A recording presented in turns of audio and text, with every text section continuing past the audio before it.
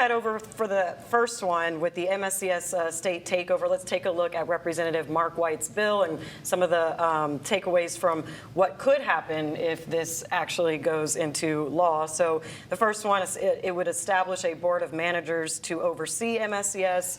Managers would be Shelby County residents and education experts. They would stay in place for 4 years. Existing members would serve in an advisory role, and then there would be a comprehensive needs plan within the first 90 days. So that was what was preached this week in Nashville. We'll start with you, Deidre. How do you just feel about where things stand now? Well, I think it's unfortunate that we're even here. You have citizens in Memphis and Shelby County that elected the school board members, and they should give them a chance to pull together their governance plan and be able to submit that to the Shelby County Commission and to the state legislature.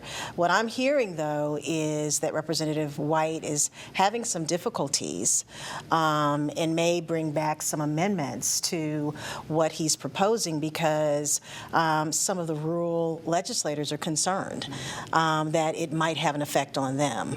So it's unfortunate that we're here, and my hope is that people will continue to call their legislators and tell them to let Shelby County and Memphis figure it out. Yes, and I think one of the big things this week was about 40 districts could be affected by this.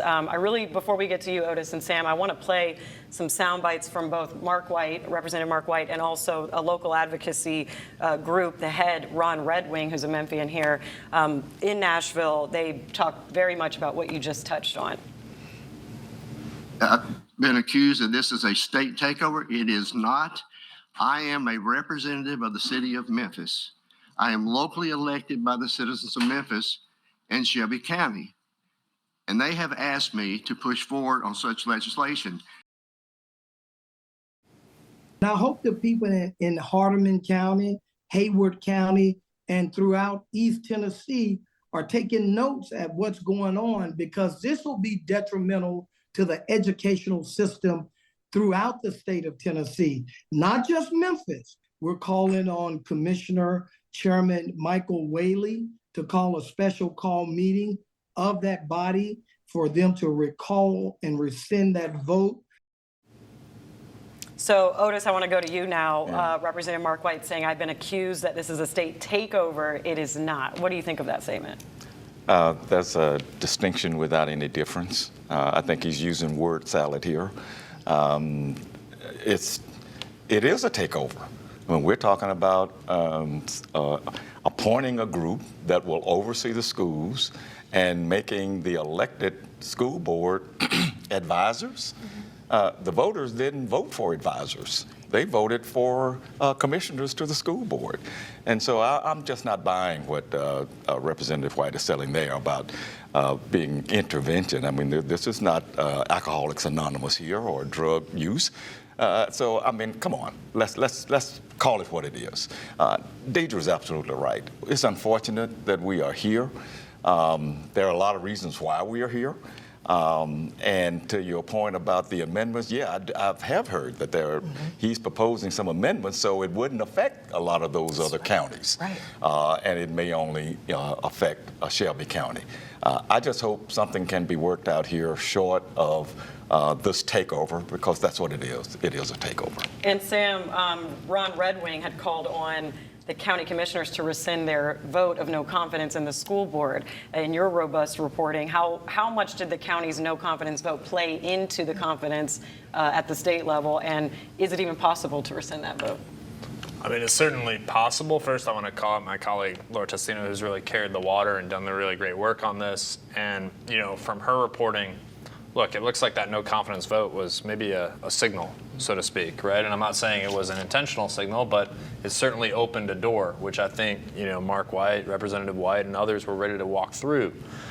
Yeah, you can rescind it. At the same time, we're talking about, if you look at the vote, that vote was largely on party lines. There were some Democrats joining the Republicans on the commission, but are Republican members of the Shelby County Commission really super concerned with what, you know, is going to happen here? I don't know, and I'm not trying to put them on blast, but I think what we're more likely to see here is maybe a measurement, some measuring down, paring down of this bill, that maybe it isn't as stringent. Maybe the takeover or intervention, whatever we're calling it here, maybe isn't as stark. And because maybe that's the way, A, you get some of these rural districts off, but also maybe it's a way legally to protect, right? And so I think this is a very fast-moving target. This is a very fast-moving bill. Hold on to your seats. Yes, it moves to the House Education Committee early next week. Deidre, what's the next steps for MSCS? Do they have a chance? Well, I think they always have a chance. My hope is that the school system is being aggressive with having conversations with legislators to let them know what they're doing. At the end of the day, let me be clear about what this is about. This is about a $1.2 billion budget. And it is about a majority legislative body that is made up of women, specifically majority African American women. So I think the perception is that they can't handle it, and they can. And so I think they're going to be very, very aggressive and talking to the legislators to let them know, we've got this. Work with us, have dialogue. That's what's important. Let us get the job done because we know how to do it. And it seems that Mark White is putting a lot of focus on the managers that would then take over the board, but is there something else that we're not being told that could also be seen that we need to let viewers know? I mean, is it the contracts that MSCS has with local businesses in Memphis? Like, what's the scope of a state takeover? Well, I haven't heard anything that really rises to the level of a takeover yet. I just have not. I mean, Mark White has said, he's acknowledged that the firing of Superintendent Fagans is one of the reasons. But he's also talked about absenteeism. He's also talked about some other problems, long-standing problems with Memphis and Shelby County schools, being in the bottom 5 of schools statewide. But this is nothing new. And I do think that the firing of Superintendent Fagans, which I said early on was not a wise move, and we've had some discussion about that. It did precipitate this. And that's really one of the main reasons why we are where we are. But I just think that takeover is just too drastic. And we're handing the school system over to people who were not elected. And I'm just not, that's not democracy.